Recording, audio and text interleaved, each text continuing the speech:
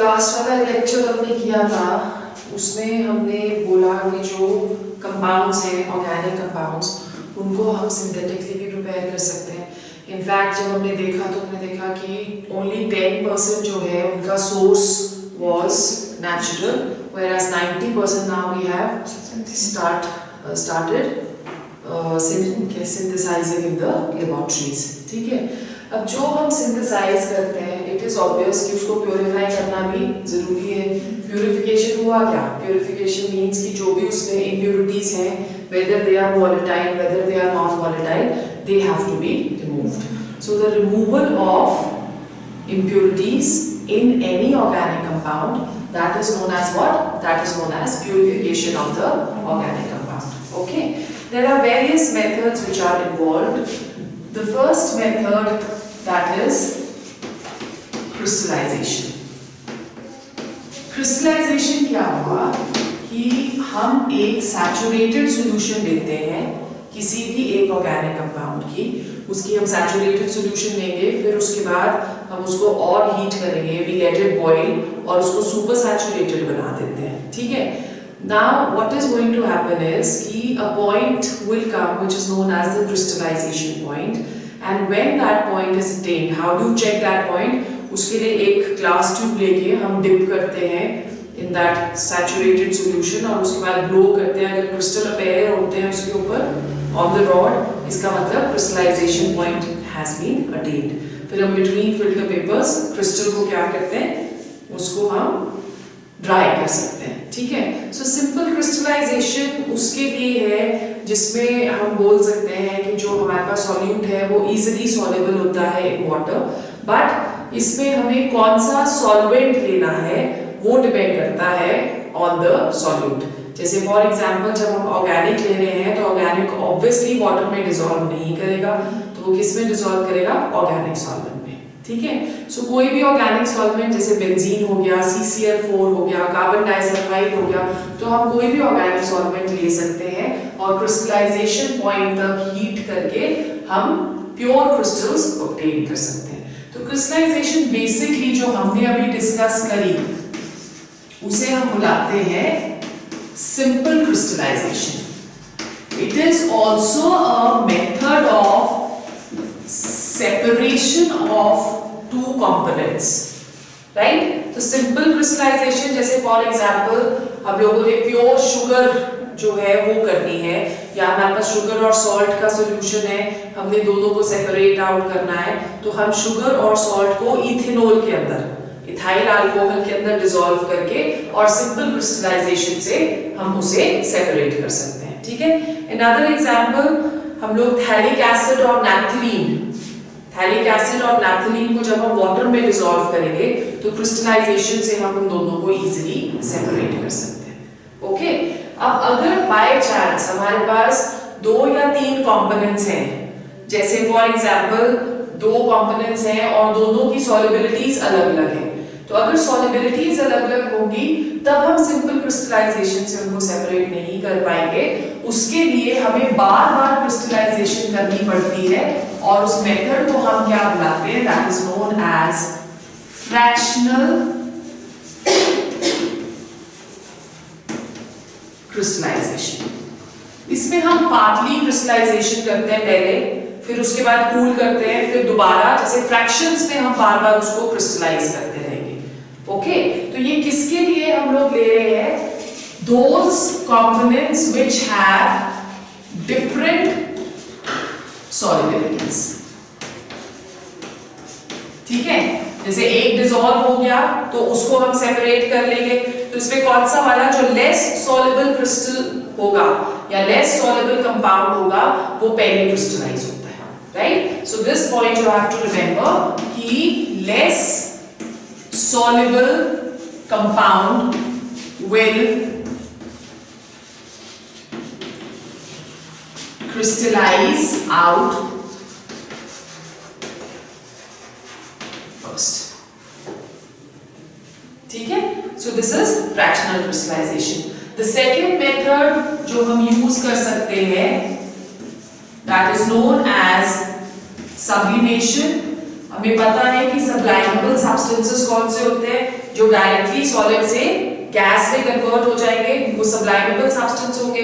तो इसमें अगर जो हमारे पास इम्प्योरिटीज हैं वो नॉन वॉलेटाइल है, तो सब्लिमेशन से हम इम्प्योरिटीज को अलग कर सकते हैं, क्योंकि जैसे ही हम हीट करेंगे तो कंपाउंड जो है वो सब्लाइम हो जाएगा और जो इम्प्योरिटीज है वो पीछे ही रह जाएंगी। तो जो सब्लाइम्ड सब्सटेंस हमारे पास होता है वो प्योर सब्सटेंस हुआ। इससे हम क्या क्या जितने भी हैं हमारे सब्लाइमेबल, जैसे फॉर एग्जांपल नैप्थलीन को कर सकते हैं और कैम्फर को कर सकते हैं, ठीक है, और सेपरेट भी कर सकते हैं। जैसे फॉर एग्जांपल अगर हमारे पास नैप्थलीन और शुगर का सॉल्यूशन है या नैप्थलीन और शुगर का मिक्सचर है, तो उसको हम सेपरेट कर सकते हैं, बिकॉज़ नैप्थलीन जो है वो सब्लाइमेबल है और शुगर सब्लाइमेबल नहीं है।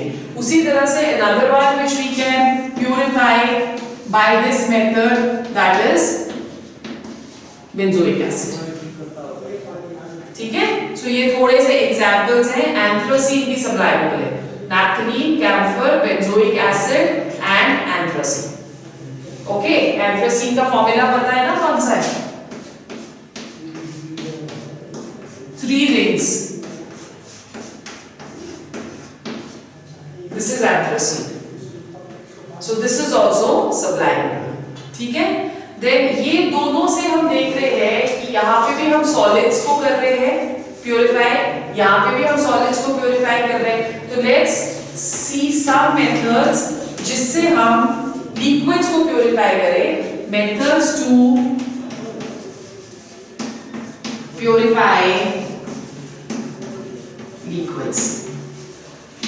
द फर्स्ट मेथड जो कि हमारे माइंड में आता है दैट इज डिस्टिलेशन। डिस्टिलेशन बहुत सारी तरह की होती है डिपेंडिंग अपॉन द लिक्विड्स। जैसे फॉर एग्जांपल अगर हम बोलें कि दो हमारे पास कंपाउंड्स हैं और 2 लिक्विड्स हैं, उन दोनों लिक्विड्स में there is a lot of difference in the boiling point, right? तो हम उसको सिंपल डिस्टिलेशन से सेपरेट आउट कर सकते हैं। सिंपल डिस्टिलेशन में हम क्या करते हैं कि एक इंस्ट्रूमेंट यूज करते हैं which is known as the Liebig's condenser. Okay, so हम जो दोनों मिक्सचर्स हैं उसको एक राउंड बॉटम फ्लास्क में लेंगे, राइट? सो एपरेटस जो हम इसका सेट करते हैं that is something like this.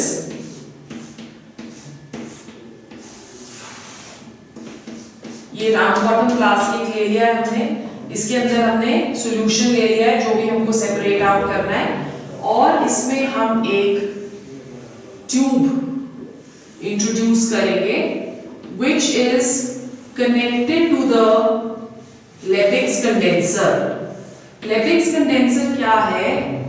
It is a glass apparatus which has 2 outlets.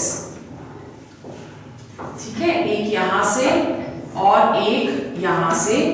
ये जो है इसको हम फ्रेश वाटर टैप में लगाते हैं और ये वाटर सर्कुलेट होता है, यहां से वाटर बाहर निकलता रहता है, ठीक है। और ये वाली जो ट्यूब है, एक कोनिकल फ्लास्क यहां पे रख के हम यहां से प्योर लिक्विड को कलेक्ट करेंगे।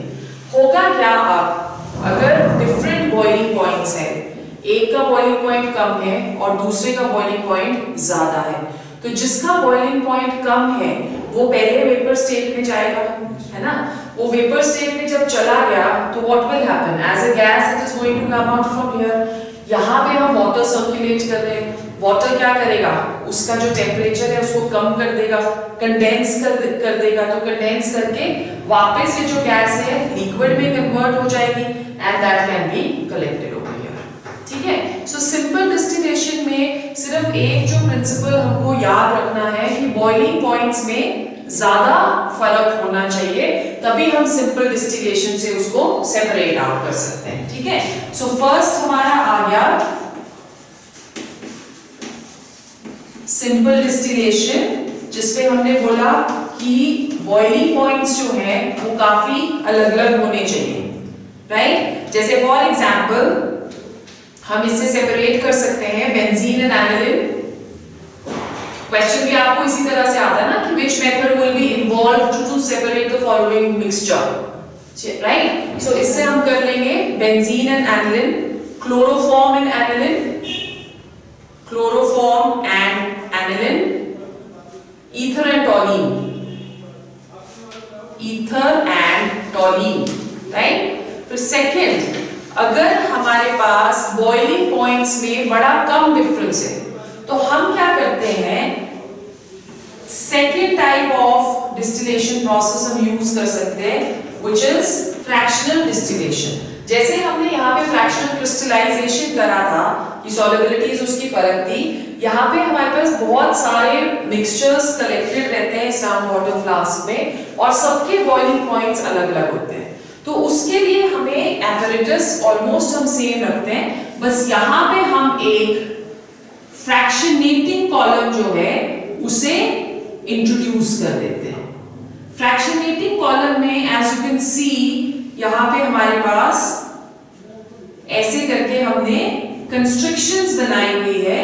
इस कंस्ट्रक्शंस का क्या फायदा है कि जब इवेपोरेट होंगे लिक्विड्स, वो इनको कंस्ट्रक्शंस को टच करके कंडेंस होके वापस गिर जाएंगे, ठीक है। अब यहाँ पे भी बॉइलिंग पॉइंट्स में डिफरेंस है बट मच डिफरेंस नहीं रहता है फ्रैक्शनल क्रिस्टलाइजेशन में। तो इट इज बट ऑब्वियस कि जो पहले बॉइल होगा वो सबसे लास्ट में डिस्टिल होगा, क्योंकि जो पहले गैसेस में कन्वर्ट हुआ वो इनको टच करके कंडेंस हो जाता है। तो जो सबसे लास्ट वाला जिसका बॉइलिंग पॉइंट हाई रहता है फ्रैक्शनेटिंग कॉलम में सबसे पहले वो डिस्टिल होगा। जनरली फ्रैक्शनल डिस्टिलेशन हम लोग करते हैं to separate the liquids of petrol, ठीक है। फ्रैक्शनल डिस्टिलेशन में जैसे पेट्रोल के बहुत सारे हैं, केरोसिन है, डीजल है, गैसोलीन है, देयर आर मेनी, तो उनको अलग अलग करने के लिए कंपोनेंट्स को हम लोग फ्रैक्शनल डिस्टिलेशन यूज करते हैं, ठीक है। देन द थर्ड वन, अच्छा एक चीज आपने इसमें याद रखनी है कि फ्रैक्शनल डिस्टिलेशन से हम एजियोट्रोपिक मिक्सचर्स को सेपरेट नहीं कर सकते। एजियोट्रोपिक मिक्सचर कांस्टेंट बॉइलिंग मिक्सचर्स होते हैं, जैसे इथाइल अल्कोहल और वाटर हो गया, ओके। सो उसको हम लोग फ्रैक्शनल डिस्टिलेशन से सेपरेट आउट नहीं कर सकते, that is an exception over here. So this आप लिख लो इसमें, for example distillation of petroleum, distillation of petroleum, coal tar and crude alcohol, coal tar and crude alcohol, mixture of methanol and ethanol, mixture of methanol and ethanol and mixture of benzene and toluene, ये सब हम separate कर सकते हैं by fractional distillation. Now the third one is there are certain components जो अपने boiling point पे पहुंचने से पहले ही डीकंपोज हो जाते हैं। बॉइलिंग पॉइंट पहुंचा नहीं अभी, उससे पहले ही वो डीकंपोज हो गए, तो उसके लिए हमें जो डिस्टिलेशन करनी पड़ती है, प्रेशर रिड्यूस करना पड़ता है, ठीक है। So the third type of distillation we have is distillation at reduced pressure, distillation at reduced pressure. So what did we say? This is used for components which decompose before their boiling points. तो इसके लिए हमने pressure reduce कर लिया और जो distillation है that is carried out at a low temperature. Pressure reduce करने से क्या होगा? अगर हमने प्रेशर कम कर दिया है तो वो बॉइलिंग पॉइंट को कैसे इफेक्ट करता है? अगर प्रेशर कम है तो बॉइलिंग पॉइंट जल्दी अटेन होना चाहिए ना। सॉल्यूशंस वाला relative lowering in boiling point से क्या होता था? Relative lowering in vapour pressure से क्या हो रहा था? एलिवेशन इन बॉइलिंग पॉइंट हो जाता है, ठीक है। सो उससे क्या होगा कि जो वो कंपोनेंट है उसका बॉइलिंग पॉइंट एलिवेट हो जाएगा, ज्यादा हो जाएगा, तो इसलिए वो जो डीकंपोजिशन होती है उसके अपने बॉइलिंग पॉइंट पे उसके चांसेस नहीं रहते, ठीक है। एग्जांपल इसका क्या है? For example separating glycerine from spent lye, SPENT LYE, spent lye in soap industry. Coagulation ना हो सोप की, उसके लिए हम लोग ग्लिसरीन को सेपरेट करते हैं, ठीक है। Then the fourth type that is known as steam distillation. Steam distillation किसके लिए हम यूज करेंगे? उन कंपाउंड्स के लिए यूज करते हैं steam distillation which are insoluble. Water में ये insoluble होते हैं, जैसे for example chlorotoluenes, aniline and nitrobenzene. और ये वाला जो प्रोसेस है वो इसके लिए भी यूज होता है to separate oils from flowers and vegetables okay. इसमें बेसिकली हम क्या करते हैं कि अगर वो वाटर में इनसॉल्युबल है तो वाटर को पहले चेंज किया जाता है इनटू स्टीम, और ये जो कंपोनेंट्स होते हैं ये स्टीम में सॉल्युबल रहते हैं, फिर उसको हम लोग डिस्टिल करते हैं। So this is steam distillation, ठीक है। Then the next one that is solvent extraction.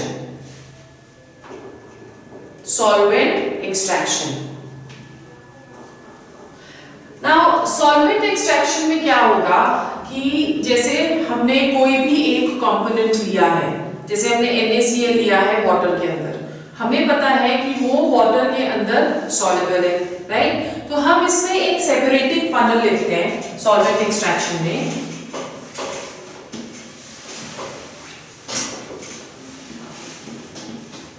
Something like this,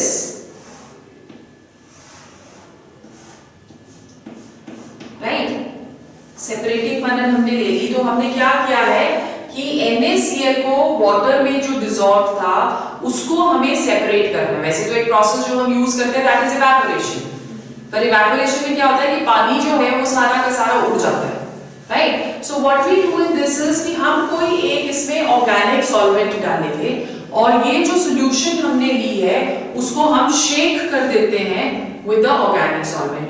जो NaCl होगा वो ऑर्गेनिक सॉल्वेंट में सॉल्युबल नहीं होगा, ठीक है। सो वो सारा का सारा क्या करेगा, इस सॉल्यूशन से ऊपर ऑर्गेनिक सॉल्वेंट में चला जाएगा। आप यहाँ पे ये इंटरफेस देख रहे हो बीच में बन रहा है, तो हम इसका यहाँ से टैप खोल देते हैं और इस इंटरफेस को यहाँ तक ले आ देते हैं।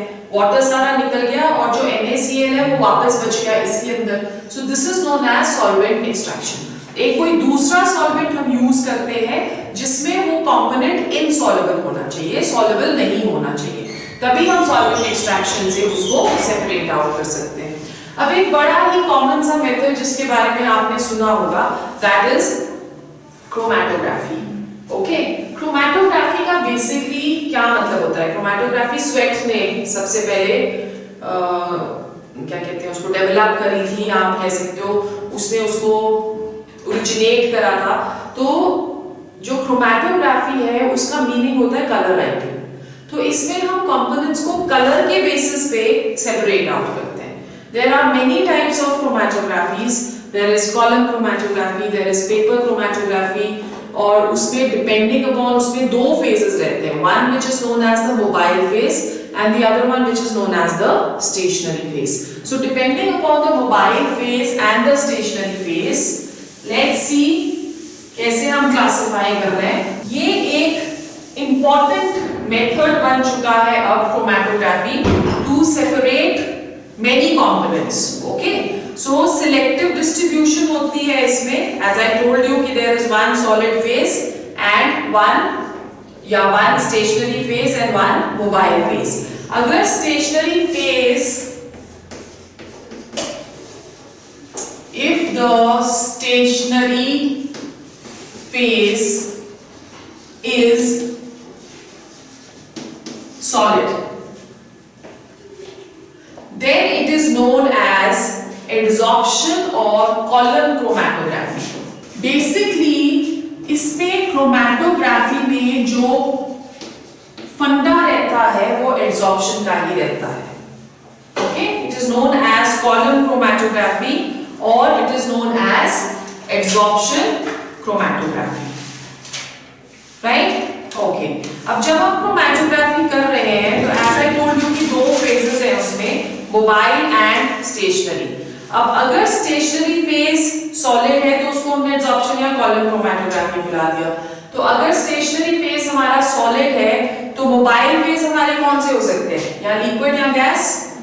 ठीक है, सो लेट्स से कि हमारे पास जो मोबाइल फेज है, मोबाइल फेज के पास कंपोनेंट्स प्रेजेंट रहेंगे। जो कंपोनेंट्स है वो मोबाइल फेज के पास प्रेजेंट रहते हैं। जो सॉलिड फेज है वो सिर्फ एक मीडियम दे रहा है उसको ट्रैवल करने के लिए। ठीक है, so mobile phase can be a liquid, right. अगर लिक्विड है तो उसे हम क्या बुलाते हैं, that is known as liquid solid chromatography. This is known as liquid solid chromatography, right? अब ये दो तरह की है। One is जो हमने ऊपर लिखा है column chromatography, and TLC, thin layer chromatography. Column chromatography and thin layer chromatography, TLC. Okay और अगर हमारे पास मोबाइल फेज गैस है तो उसे हम क्या बुला रहे हैं, that is known as gas solid chromatography. ज्यादा डिटेल में हमें करने की इसको जरूरत नहीं है। इसपे अगर ऑप्शंस आते हैं तो जहां पे भी आपको लगेगा कि कलर्ड कोई ऑप्शन आ रहा है या कोई कलर्ड कंपोनेंट्स हमको सेपरेट करने हैं तो उसमें आंसर आपका क्रोमैटोग्राफी आएगा। इतनी डिटेल में आपको नहीं पूछेंगे। ठीक है, अब अगर स्टेशनरी फेज लिक्विड है, यहाँ पे तो हमने सॉलिड कर दिया ना, सॉलिड था तो हमने बुलाया कि इट इज एब्जॉर्प्शन और कॉलम। अगर हमारा स्टेशनरी फेज लिक्विड है तो हम क्रोमैटोग्राफी को पार्टीशन क्रोमैटोग्राफी बुलाते हैं। If the stationary phase is liquid then it is known as partition chromatography. ये वाली जो क्रोमैटोग्राफी है ये देखने में भी बहुत ब्यूटीफुल लगती है, बिकॉज एक हमने लिक्विड लेना है और जो हम कंपोनेंट्स ले रहे हैं उनकी सॉल्युबिलिटी सबकी अलग अलग है, तो वो डिफरेंट कलर्स एक कॉलम के अंदर हमारे को लिक्विड में देती है। ठीक है, एक लिक्विड जैसे हमने सिलेंडर ले लिया, हाँ उसमें लेयर्स नजर आएंगे और वो जो लेयर्स हैं they look very beautiful. Okay, so that is liquid और पार्टीशन क्रोमैटोग्राफी। अब इसमें भी मोबाइल फेसेस हमारे पास दो तरह के हो सकते हैं। जैसे एक मोबाइल फेस, सॉलिड तो मोबाइल फेस हो ही नहीं ना सकता, सो मोबाइल फेस या तो लिक्विड हो सकता है। अगर लिक्विड मोबाइल फेस होगा तो उसे हम लिक्विड क्रोमैटोग्राफी बुलाएंगे, और अगर गैस मोबाइल फेज होगा तो उसे हम गैस लिक्विड क्रोमैटोग्राफी बुलाएंगे। Gas liquid chromatography, liquid chromatography बहुत ही कॉमन है। इसमें हमारे पास पार्टीशन थिन लेयर है, many types, 4 types of chromatography over here. The first one is partition thin layer, the second one is partition thin layer के लिए आप TL लगा दो ब्रैकेट में, partition thin layer. The second one is partition column. The third one is paper chromatography, and the fourth one is reverse phase chromatography. Right? So this is about chromatography, जो कि आपको थोड़ा बहुत idea होना चाहिए in case we get a question. Okay, so now today we go on to the second topic, that is molecular analysis of organic compounds. Molecular analysis. Now अगर हमारे पास कोई भी एक organic compound है तो उस organic compound को analyze करने के लिए हमें पता होना चाहिए कि उसमें elements कौन-कौन से present हैं, number 1. सेकेंड, हमें पता होना चाहिए कि जो एलिमेंट्स प्रेजेंट हैं वो कितनी परसेंटेज में प्रेजेंट है।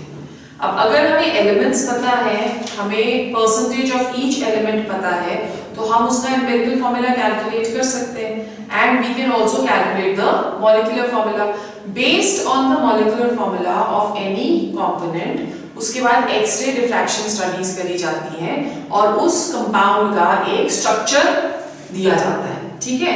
सो कैसे हम उसकी तरफ को बढ़ते हैं, that is what we are going to do in our second chapter. This is C02 molecular analysis of organic compounds. To do this molecular analysis of organic compounds, हमको 4 steps देखने पड़ते हैं। The first step, that is detection of elements, detection of elements, which is known as qualitative analysis. इसमें tests करे जाते हैं बहुत सारे, qualitative analysis. Now qualitative analysis में अगर हम ऑर्गेनिक कंपाउंड करेंगे तो हमने ऑलरेडी पढ़ लिया कि ऑर्गेनिक कंपाउंड में कार्बन जो है उसकी प्रेजेंस मस्ट है, right. So we basically have कौन-कौन से हमारे पास कंपाउंड्स में एलिमेंट्स रह सकते हैं, जैसे क्वालिटेटिव एनालिसिस में हम करेंगे। The first one that is carbon. Carbon is always present, है ना। सो इसके लिए हमें टेस्ट करने की जरूरत नहीं, पर फिर भी हम उसको एनालाइज करते हैं। तो carbon is one element which is always present. Then the second one is hydrogen. Hydrogen will be also mostly present, ठीक है, और we can say that it is also near to always present, ठीक। फिर उसके बाद oxygen. Oxygen जो है third element, that is also generally present.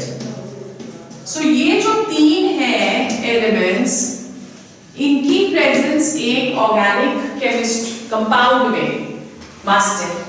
Carbon must है, हाइड्रोजन मस्ट है। हाइड्रोकार्बन्स के अलावा अगर हम करेंगे तो उसमें ऑक्सीजन भी मोस्टली प्रेजेंट ही रहता है, राइट। उसके अलावा जो प्रेजेंट है they are nitrogen,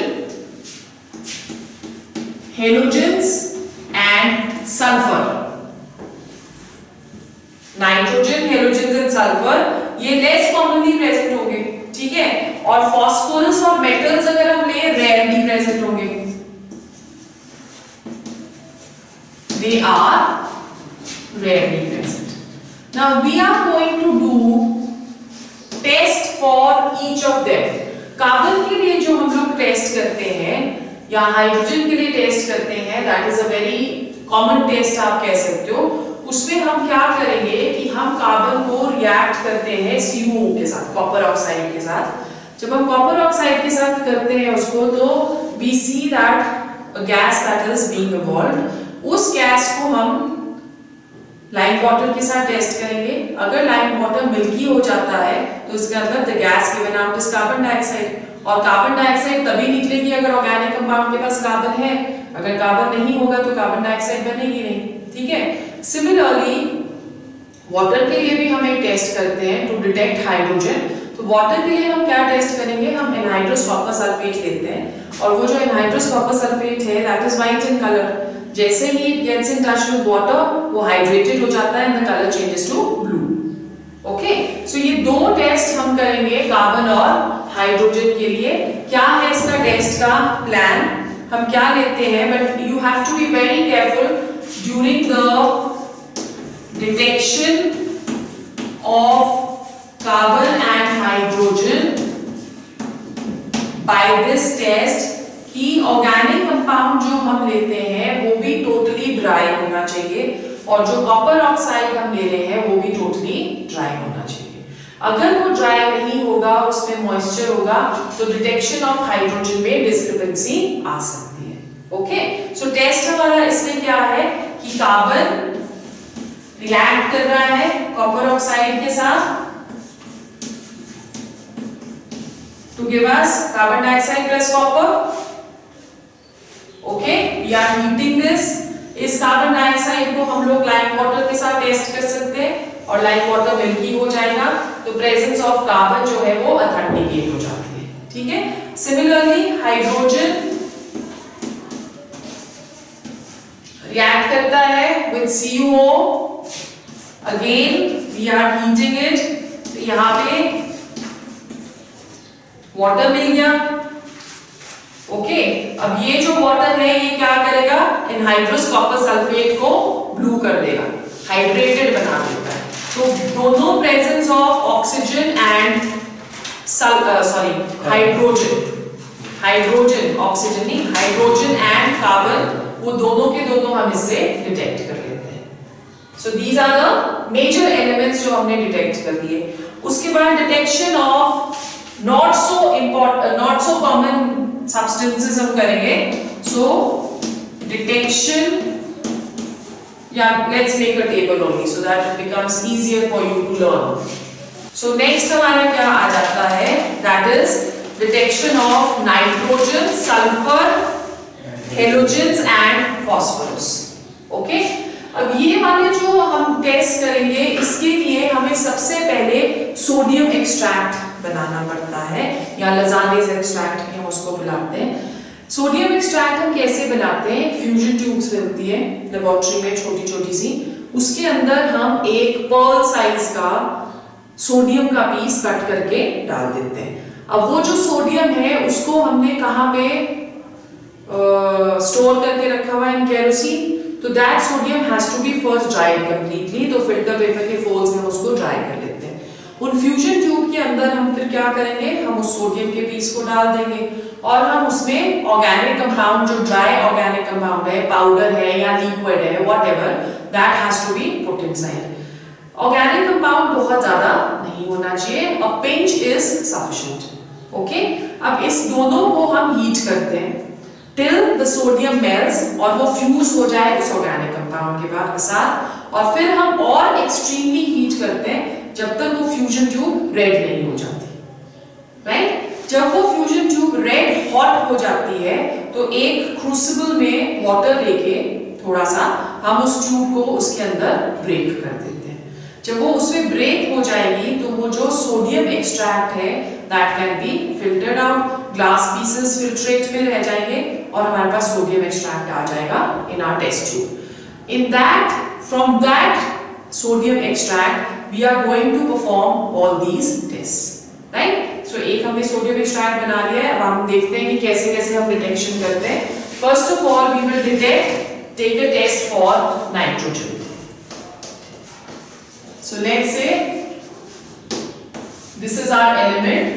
The first element which we are going to take is nitrogen. Test हम इसका कैसे करेंगे, सोडियम एक्सट्रैक्ट टेस्ट। हमने क्या किया था इसमें, सोडियम एक्सट्रैक्ट में हमने सोडियम लिया है और कंपाउंड लिया है, ओके। सो सोडियम से हमारे पास सोडियम आ गया, कंपाउंड में कार्बन एसेंशियल है और प्लस अगर नाइट्रोजन है तो ये तीनों फ्यूज करके हमको सोडियम साइनाइड दे देंगे, NaCl, ठीक है।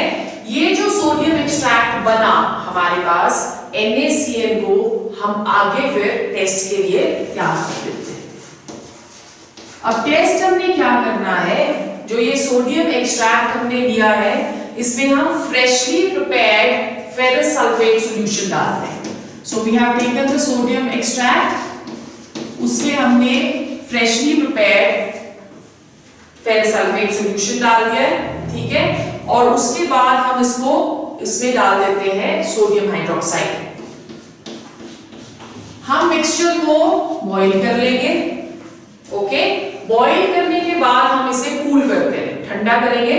ठंडा करने के बाद हम इसमें डालते हैं FeCl3 ferric chloride plus acidify करते हैं विद HCl, ओके। अब अगर हमें पर्शियन ब्लू कलर मिल रहा है और ग्रीन कलर मिल रहा है तो दिस कंफर्म्स नाइट्रोजन। समझ में आ गया? और ये जो नाइट्रोजन बनता है that is due to formation of a deep violet colour coordinate compound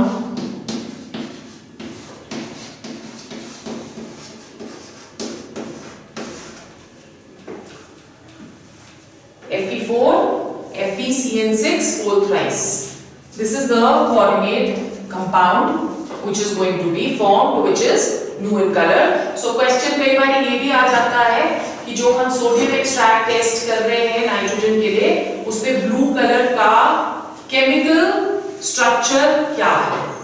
so it is an iron compound, तो इसकी वजह से ब्लू कलर उसका आता है.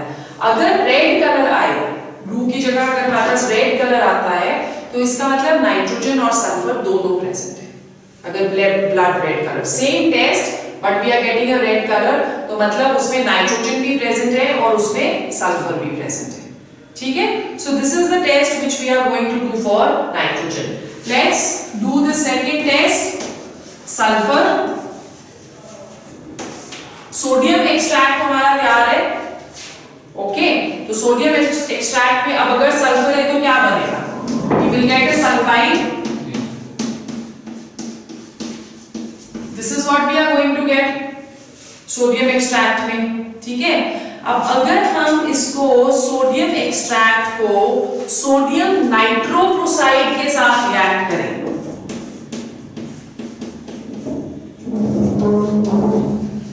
और हमें डीप वायलेट कलर मिल रहा है.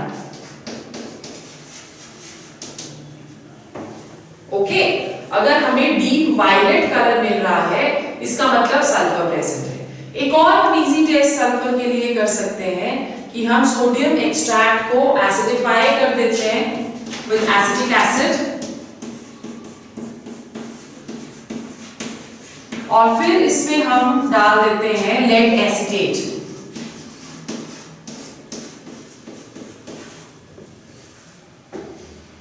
ठीक है. अगर हमें ब्लैक कलर का प्रेसिपिटेट आए, ये जो ब्लैक प्रेसिपिटेट है, this is due to formation of lead sulphide. अगर ब्लैक प्रेसिपिटेट आए तो it confirms sulphur. Understood. Third is for halogens. सारे हेलोजेंस में हम देखेंगे डिफरेंट कलर्स आते हैं. हेलोजेंस में सोडियम हेलोजन के साथ रिएक्ट करके NaX दे देगा, राइट. अब हमने इसमें क्या करना है, डाइल्यूट HNO3 डालना है पहले. सो हमने ले लिया सोडियम एक्सट्रैक्ट, उसमें हमने डाला डाइल्यूट HNO3, और फिर उसके बाद हमने इसमें डाल दिया सिल्वर नाइट्रेट. ये जो यहां सिल्वर बना है, ये इस X के साथ कंबाइन करके डिफरेंट कलर के प्रेसिपिटेट्स देता है. अगर क्लोरीन होगा तो प्रेसिपिटेट जो हमारे पास आएगा that is going to be white. और ये जो AgCl बनता है, ये NH4OH में सॉल्युबल होता है. ओके, सो जो प्रेसिपिटेट यहाँ पे हमारे पास क्लोरीन की वजह से बनेगा, वो सॉल्युबल होगा किसमें? NH4OH में. अगर हमारे पास ब्रोमीन है तो we will get a pale yellow colour. Okay, और ये जो पेल येलो कलर है, ये पार्शियली सॉल्युबल होता है NH4OH में. कंप्लीटली सॉल्युबल नहीं होता, पार्शियली सॉल्युबल होता है. और अगर आयोडीन प्रेजेंट है तो we get an intense yellow colour.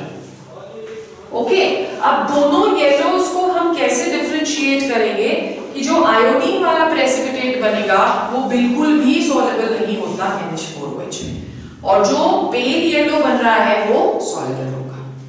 ठीक है, क्लियर हो गया. सो अगर हम सोडियम एक्सट्रैक्ट को डाइल्यूट HNO3 के साथ रिएक्ट करते हैं, फिर AgNO3 के साथ रिएक्ट करते हैं, तो जो क्लोरीन है वो व्हाइट प्रेसिपिटेट देता है, ब्रोमीन पेल येलो प्रेसिपिटेट देता है, और आयोडीन येलो प्रेसिपिटेट. जो AgCl वाला प्रेसिपिटेट बना है व्हाइट, वो सॉल्युबल होता है NH4OH में, ब्रोमीन वाला स्पेरिंगली सॉल्युबल, और जो आयोडीन है वो completely insoluble. Okay, the last one is phosphorus. Phosphorus को हम सोडियम एक्सट्रैक्ट के साथ टेस्ट नहीं करते हैं. फॉस्फोरस को टेस्ट करने के लिए हम पहले उसको सोडियम ऑक्साइड के साथ बॉयल करेंगे।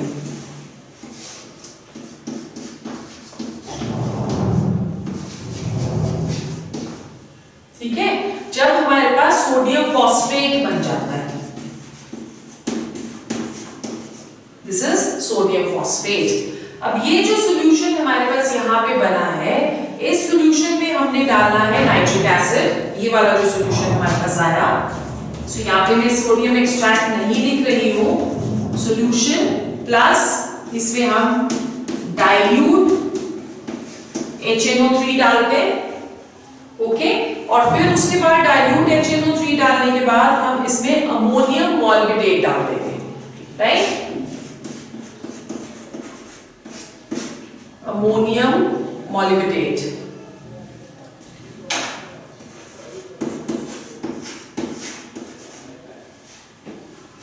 ओके, ये डालने के बाद अगर हमारे पास येलो प्रेसिपिटेट आ जाए तो वो हमें फॉस्फोरस कंफर्म करता है, और जो येलो प्रेसिपिटेट होता है that is of ammonium phosphomolybdate.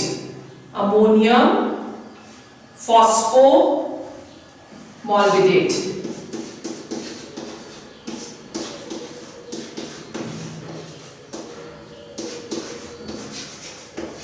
This is the chemical formula, ammonium phosphomolybdate. ठीक है, सो येलो प्रेसिपिटेट जो हमारे पास आएगा that is because of this. So we understood till here. ये टेस्ट आपके लिए इंपॉर्टेंट है, तो इसलिए इनको आपने करना है। अब हमने क्वालिटेटिव एनालिसिस कर लिया। नेक्स्ट हमको पता चल गया कि जो कंपाउंड है हमारे पास उसमें ये कंपोनेंट्स हैं। सो नेक्स्ट स्टेप अब हमारा क्या होगा कि जो कंपोनेंट्स उसमें प्रेजेंट हैं वो कितने प्रेजेंट हैं वो हमें कैलकुलेट करना है। तो वो हम कैलकुलेट करते हैं बाय क्वांटिटेटिव एनालिसिस। ठीक है, सो इसमें there are certain you can say formulae which you have to memorize. एक क्वेश्चन इस वाले सेक्शन में से हमें आता है, मतलब past many years I have seen कि one question is coming.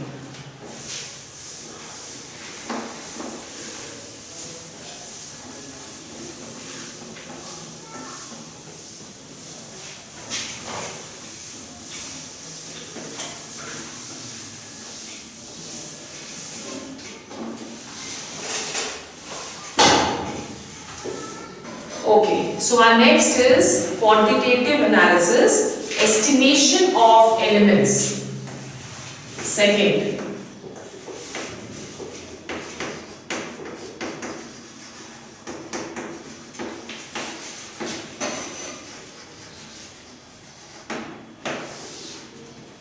quantitative analysis, estimation of elements. ठीक है, so हम तीन में इसको डिवाइड कर रहे हैं। बाकी डिटेल में हमें जाने का जरूरत नहीं, सिर्फ हमको पता होना चाहिए कि भाई किस तरह से हमें कैलकुलेट करना है। एलिमेंट आ गया, there is our technique, what is the name of the test called, ठीक है, and third is going to be our formula.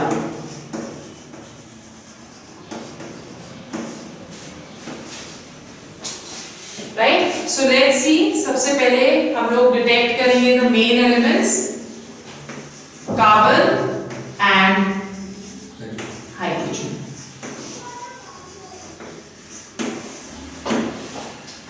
जो मेथड है उसको हम लेबिग्स कंबशन मेथड बुलाते हैं।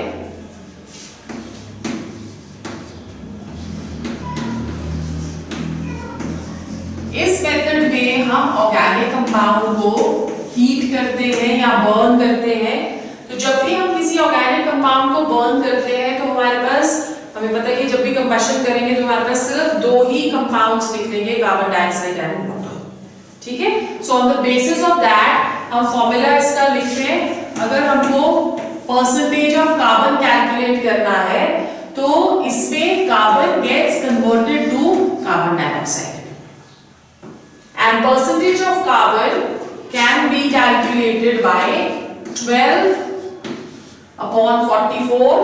12 is the atomic number, atomic mass of carbon, 44 carbon dioxide का हो गया, into weight of CO2 evolved upon weight of organic compound into 100. ठीक है, इससे हम कार्बन को परसेंटेज ऑफ कार्बन जो है वो एस्टिमेट कर सकते हैं। उसी तरह से परसेंटेज ऑफ हाइड्रोजन हमें निकालना है। So percentage of hydrogen is going to be 2/18 into weight of water, because hydrogen water की फॉर्म में निकलेगा उसमें से कंबशन करके, upon weight of organic compound into 100. ठीक है, the next is the second, not so important but still may be present, is nitrogen. Nitrogen को हम दो मेथड से एनालाइज करते हैं। फर्स्ट इज ड्यूमास, ये दोनों बहुत इंपॉर्टेंट है।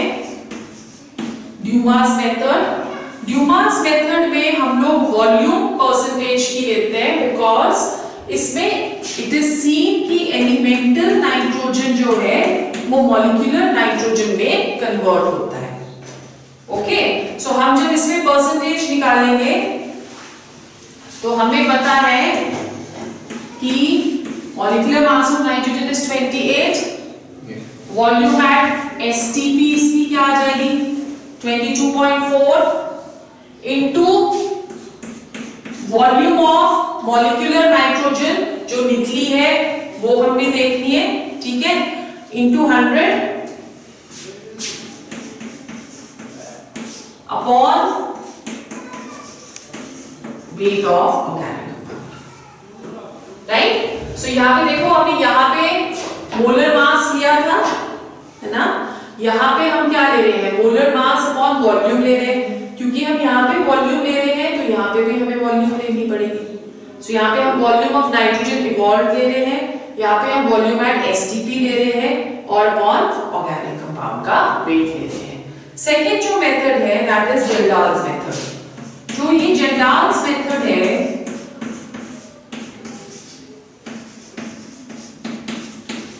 इसमें हम नॉर्मैलिटी वाला फंडा लेते हैं, क्योंकि हम देखेंगे इसमें कि हम H2SO4 ऐड कर रहे हैं, तो इसमें बेसिकली इस वाले मेथड में नाइट्रोजन जो है वो अमोनिया में कन्वर्ट होता है और इस अमोनिया को हम टाइट्रेट करके H2SO4 के साथ नॉर्मैलिटी और वॉल्यूम को हम इंट्रोड्यूस करते हैं, ठीक है। सो अब जब इसमें हम लेंगे तो परसेंटेज ऑफ नाइट्रोजन कैसे निकालेंगे हम, it is very easy, 1.4 into N1B1 upon weight of organic compound, so it's easy, okay। अब N1 यहाँ पे क्या हुई, N1 that is going to be the normality of H2SO4 और V1 volume of H2SO4 जो हमें चाहिए NH3 को टाइट्रेट करने के लिए, ठीक है। So N1 that is normality of H2SO4 and V1 that is normality volume of H2SO4. Then third is the detection of sulfur। Sulphur की डिटेक्शन हम करते हैं केरियस मेथड से। केरियस मेथड और ऑलमोस्ट सब सेम है। इसमें हम सल्फर को पहले H2SO4 में कन्वर्ट करते हैं, फिर बेरियम क्लोराइड के साथ रिएक्ट करके प्रेसिपिटेट देते हैं हम बेरियम सल्फेट का। The molar mass of barium sulfate that is 233। सो आप यहाँ पे देखो, जब हमने यहाँ कार्बन डाइऑक्साइड लिया था तो हमने डिनोमिनेटर में वेट कार्बन डाइऑक्साइड का लिया ना, यहाँ पे हाइड्रोजन लिया तो यहाँ पे डिनोमिनेटर में वेट वाटर का लिया। अब जब हम यहाँ पे लेंगे तो यहाँ पे हमारे पास बेरियम सल्फेट बन रहा है, तो डिनोमिनेटर में हमने जो प्रेसिपिटेट बनता है उसका मोलर मास लेना है। Molar mass of barium sulphate is 233, ठीक है। तो सल्फर का वो क्या आया, सल्फर का एटॉमिक मास कितना होता है 32, यही सेम मेथड लेंगे हम 32 upon 233 into weight of barium sulfate upon weight of organic compound, ठीक है, into 100. So it is the same method. समझ आ गया? जो प्रेसिपिटेट बनेगा उसका हमको वेट लेना है. यही नेक्स्ट में भी हम ऐसे ही हेलोजेंस भी हम ऐसे ही डिटेक्ट करते हैं. So fourth, let's go to halogens.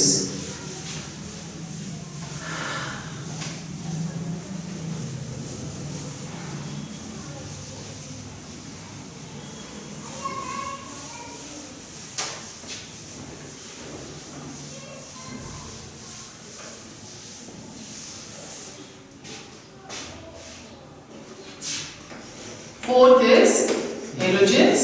Halogens को भी हम डिटेक्ट कर रहे हैं केरियस मेथड से.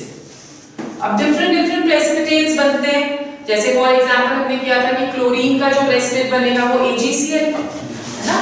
सो क्लोरीन का प्रेसिपिटेट बनेगा AgCl और इसका जो मोलर मास है दैट इज 143.5. तो फॉर्मूला आप खुद से लिख सकते हो ना. क्या आएगा परसेंटेज ऑफ क्लोरीन कैसे करेंगे? What is the atomic mass of chlorine 35.5 है ना. सो 35.5 upon 143.5 into weight of AgCl form upon weight of organic compound into 100. ठीक है. जो ब्रोमीन है वो एज AgBr प्रेसिपिटेट होता है. So percentage of bromine AgBr का 188 है molar mass. So percentage of bromine क्या आएगा? व्हाट इज द क्या कहते हैं एटॉमिक मास ऑफ ब्रोमीन 80 होता है ना. सो 80 upon 188 into weight of AgBr upon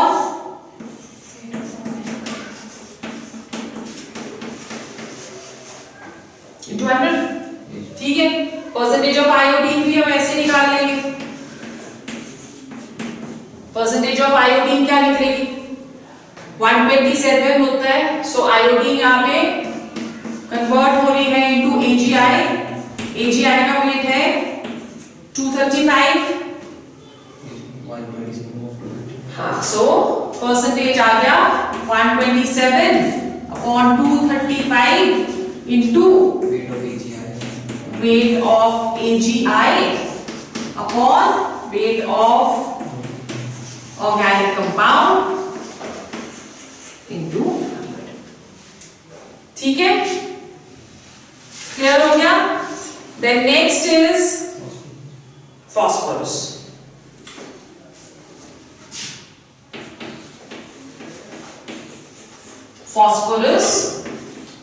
phosphorus को हम इग्निशन मेथड से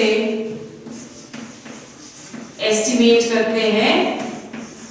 इग्निशन मेथड में हम लोग फॉस्फोरस को कन्वर्ट करते हैं इनटू मैग्नीशियम फॉस्फाइड.